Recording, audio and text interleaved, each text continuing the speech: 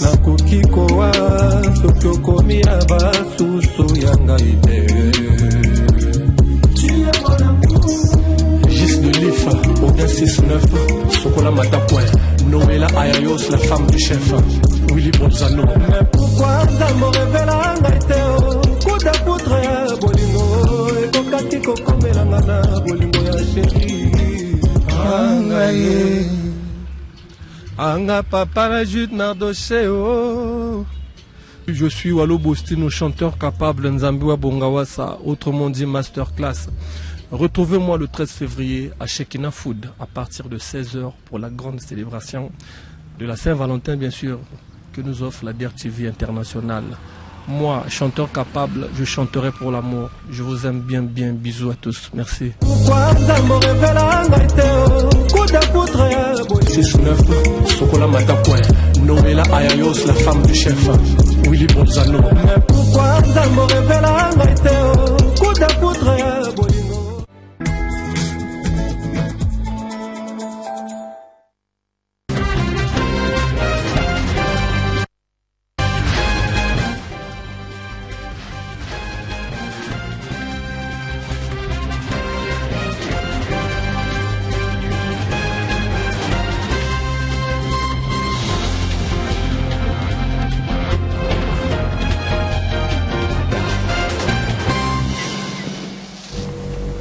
À quelques 48 heures de la célébration de la Saint-Valentin, Madame, Monsieur, nous sommes heureux de vous compter parmi nos téléspectateurs pour cette édition de la mi-journée.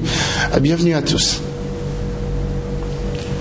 Ouvrons cette édition avec cette information, pas des morts, mais des dégâts matériels importants. Tel est le bilan de l'incendie qui s'est déclaré ce mardi dans une habitation située dans le 4e arrondissement, à un jet de pierre pratiquement de l'avenue Lutassi, dans le quartier 10 Maisons. Je ne vous en dis pas plus, suivez plutôt ce récit de Christelle Gakoso.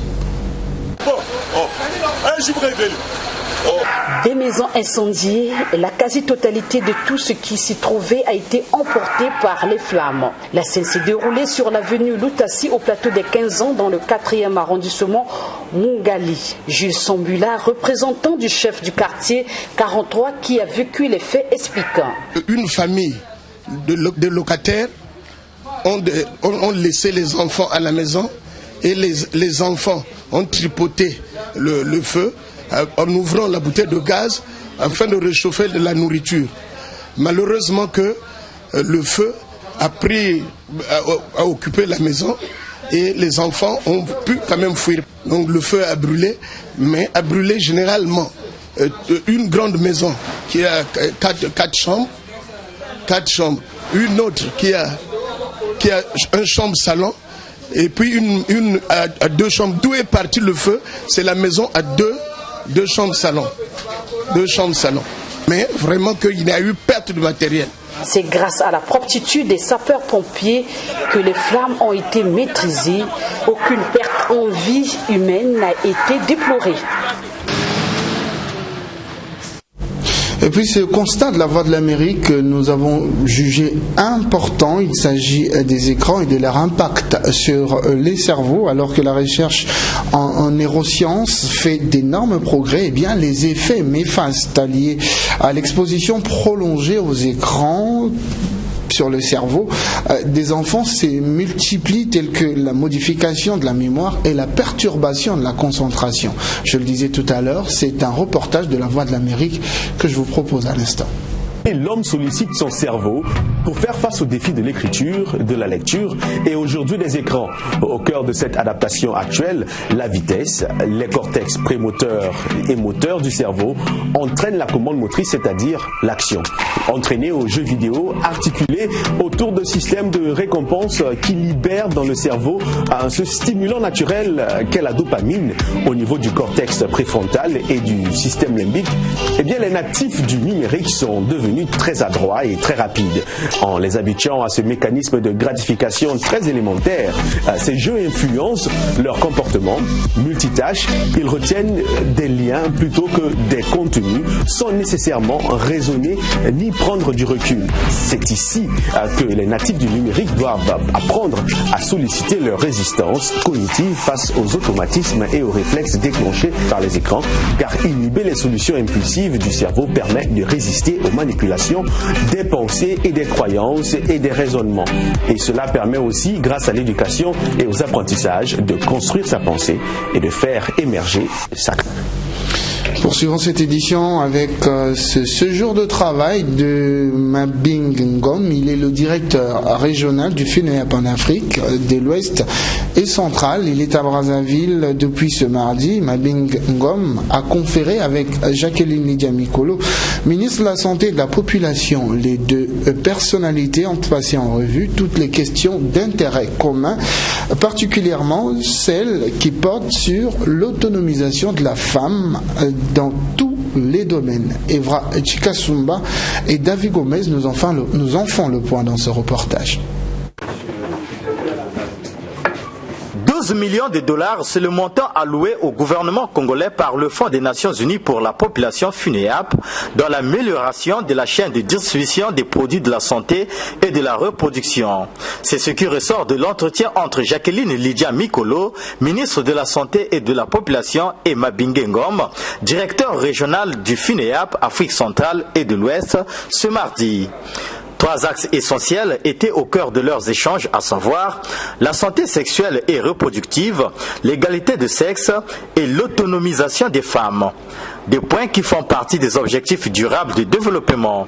Mabing Ngom a profité de cette occasion pour féliciter le gouvernement congolais dans la lutte contre la mortalité maternelle.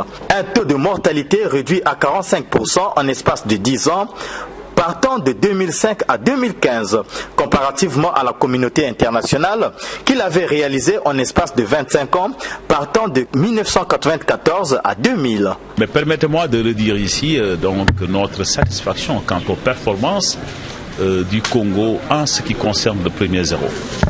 Parce que le Congo a fait un saut qualitatif important sur une décennie. Et le Congo a réussi quand même à afficher donc une réduction donc de plus de 45% des décès maternels. Et c'est un taux d'ailleurs un peu inférieur que la communauté internationale a réalisé en 25 ans. Donc en un mot, le Congo a fait en 10 ans ce que la communauté internationale n'a pas été capable de faire en 25 ans. Je pense que c'est une bonne performance que je voudrais saluer, mais également encourager le Congo à poursuivre dans cette voie parce qu'il n'y a pas de raison que la femme continue à mourir en donnant la couche. Et c'est d'ailleurs la raison pour laquelle il y a un effort fiscal important du Congo donc pour continuer à améliorer les dépenses de santé des populations. Mais ces inscriptions budgétaires doivent être accompagnées. Après la conférence internationale sur la population et le développement tenue en novembre 2019 à Nairobi au Kenya, Mabing Ngom est dans une nouvelle dynamique d'accompagner les pays en faveur des droits de la population, surtout de la femme.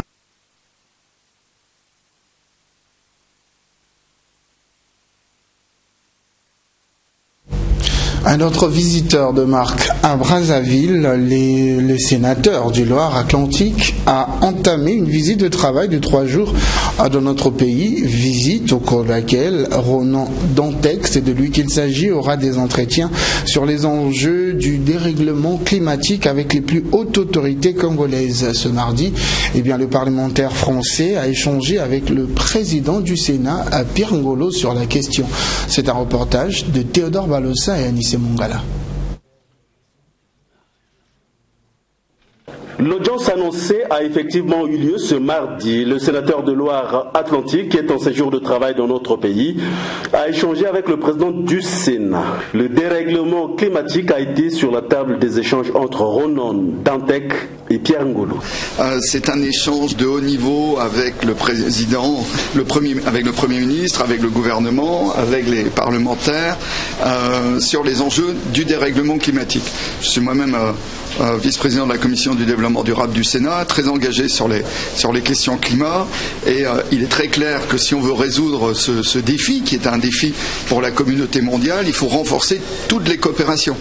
C'est un problème mondial et il faut que chaque pays assume une part de l'action à faire.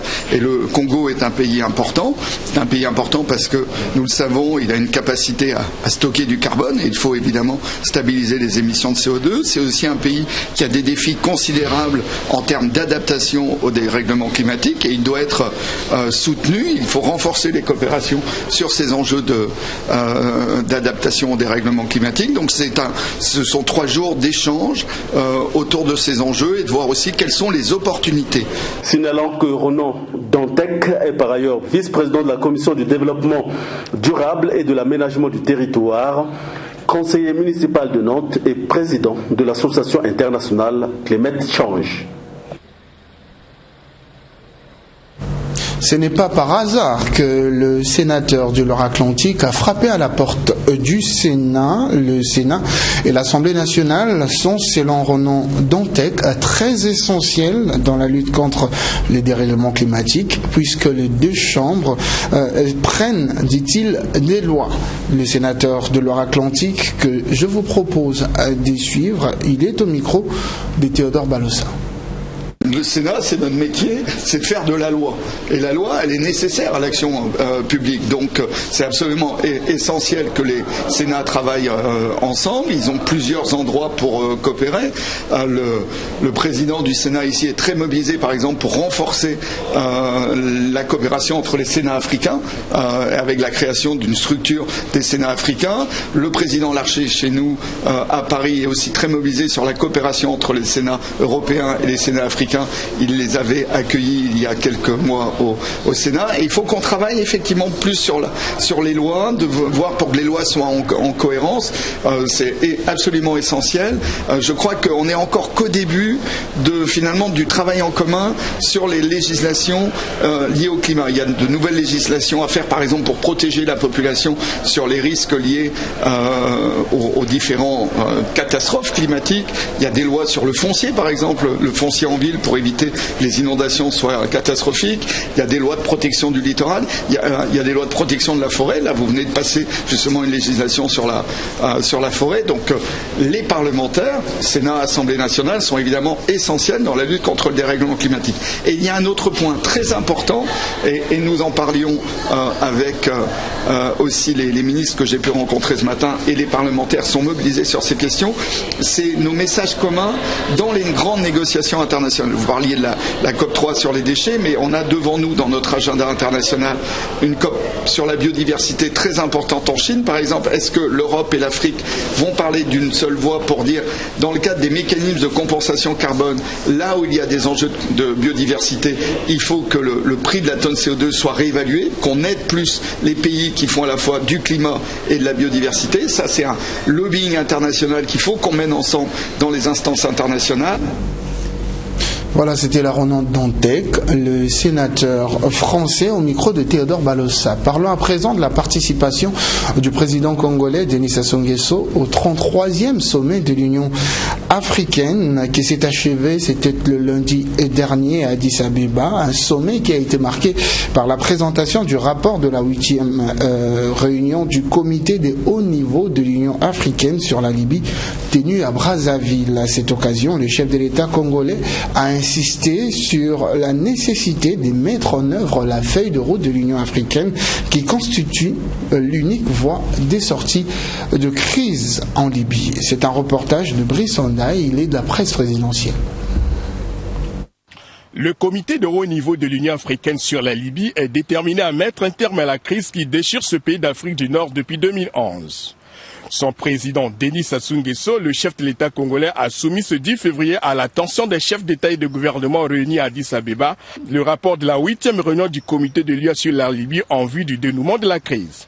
Il s'agit d'une feuille de route qui précise les grandes étapes devant conduire à un processus de paix en Libye. Elle prévoit notamment la tenue d'un forum de réconciliation nationale interlibyen et inclusif, au terme duquel une période de transition sera mise en place pour organiser les différentes élections dans le pays. Pour mener à bien ce processus, le comité de l'Union africaine insiste sur la consolidation du cessez-le-feu, le respect de l'embargo sur les armes et la non-ingérence dans les affaires intérieures de la Libye, conditions indispensables à l'organisation de ce forum. Le non-respect des engagements pris par certaines parties présentes à Berlin figure parmi les principales conclusions de ces assises. Notre feuille de route ne pourrait être mise en œuvre que dans un contexte sous-tendu par un accord de cessez-le-feu formellement signé et respecté par les différentes parties.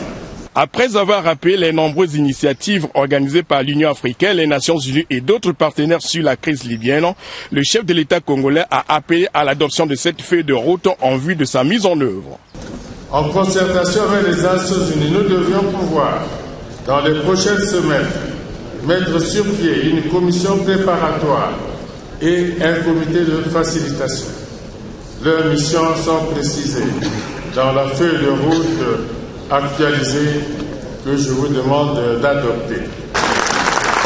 Signalant que 2020 est une année déterminante pour faire avancer le processus de retour de la paix en Libye.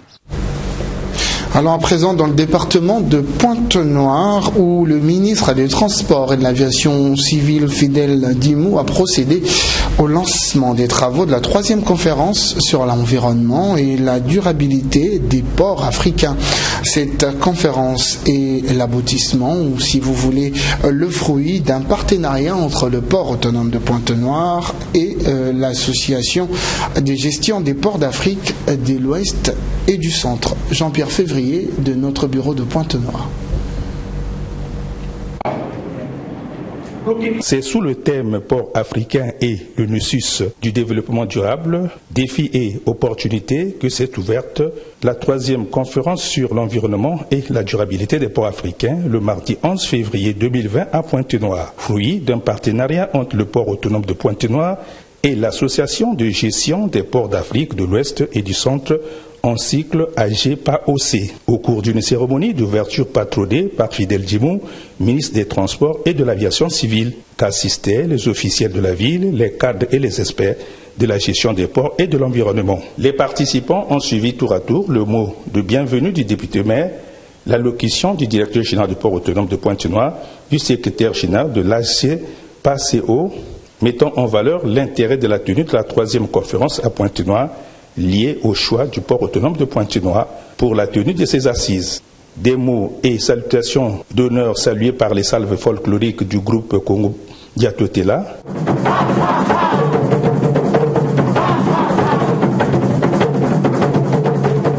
Prenant la parole pour son allocution d'ouverture, Fidel Dimou a souhaité bon vent à la 3e conférence sur l'environnement de Pointe-Noire. Jusqu'aux années 60, les questions d'environnement étaient reléguées à l'arrière-cour et les politiques environnementales étaient sectorielles.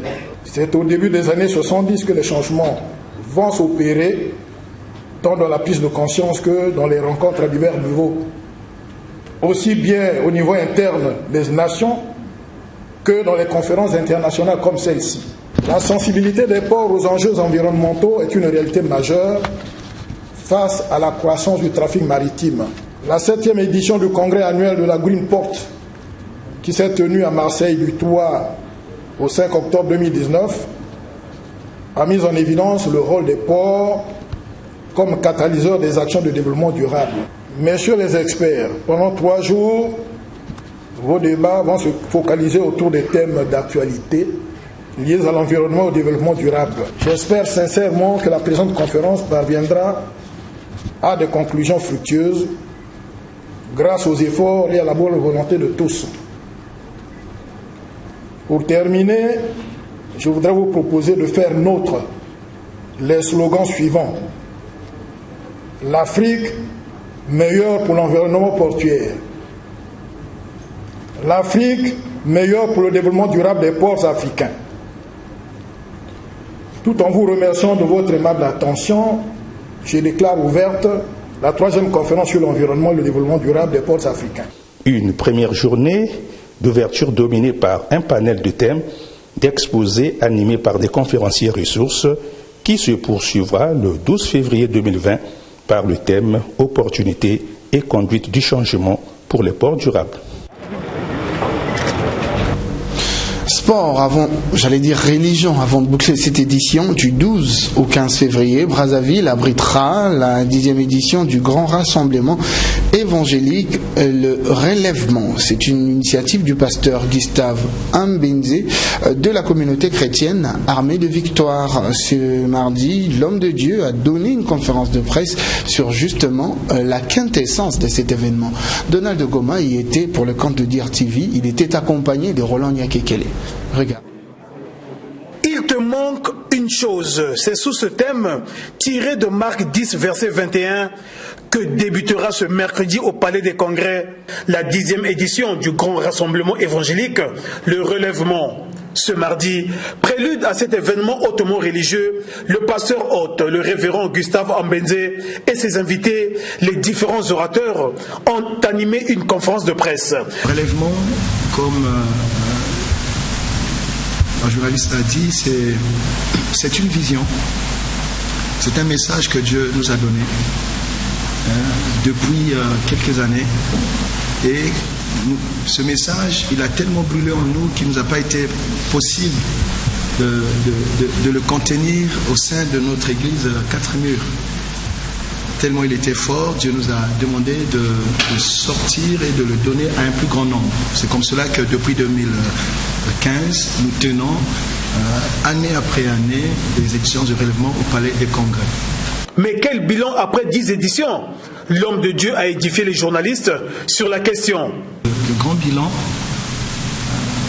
ma satisfaction première, c'est les âmes.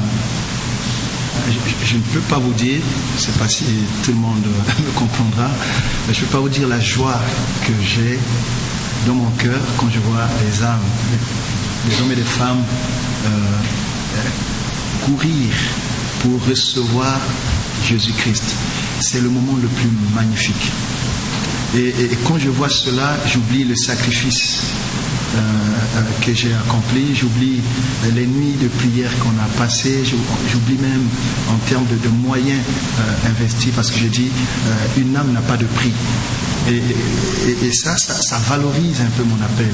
Vraiment, c'est un instant de joie, mais de joie profonde. Donc le bilan, c'est déjà celui-là, où à chaque édition, nous voyons beaucoup d'âmes qui sont gagnées au Christ. Et il en a profité pour donner quelques éclairages sur le thème de cette 10e édition. J'étais dans un avion, je me rendais à Pointe-Noire. L'avion turbulait, c'était très fort. Alors, je travaille dans l'aviation, mais je ne supporte pas la turbulence. Et là, pour fuir un peu ça, j'ai pris mon téléphone. J'ai ouvert ma Bible donc dans le téléphone, et là je tombe sur Marc 10 et je lis cette histoire, cet échange, cette conversation entre Jésus et le jeune homme riche. Ce jeune homme qui était très riche, qui n'avait pas de problème financier et économique, et qui connaissait bien la loi de Moïse, et il va donc approcher Jésus pour lui dire, Seigneur, que faut-il faire pour avoir la vie éternelle? Et donc Jésus lui a dit, tu connais la loi de Moïse, ne vole pas, ne commets pas d'adultère, ne tue pas. Il dit, mais ces choses, je les pratique depuis mon enfance.